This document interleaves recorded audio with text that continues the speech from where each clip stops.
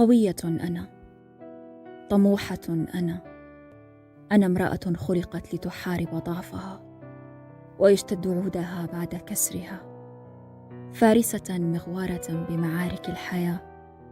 خلقت وبيدي سيف حاد الطباع، قوي المنعة سديد الرمي. انتشلت عزيمتي من بركاني الثائر بداخلي وانطلقت بوجه الحياة، فارسة تخوض معاركها شامخة بوجه الصعاب وتماما كالماس.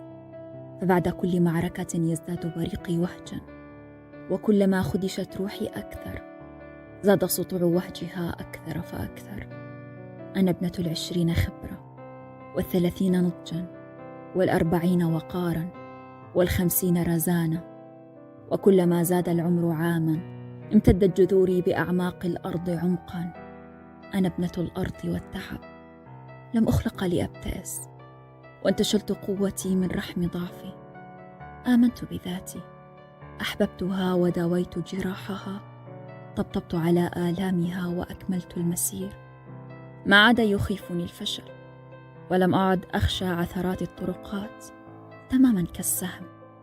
فحتى وإن عدت خطوة للوراء سأنطلق بقوة أكبر، ليرى العالم عنفوان امرأة تجملت بمساحيق الحكمة والتدبير، وتزينت بكحل الكبرياء وأحمر شفاه اللباقة بالكلام، وزينت وجنتيها بأحمر الحياء، ونثرت بعطرها الحنان بالأرجاء.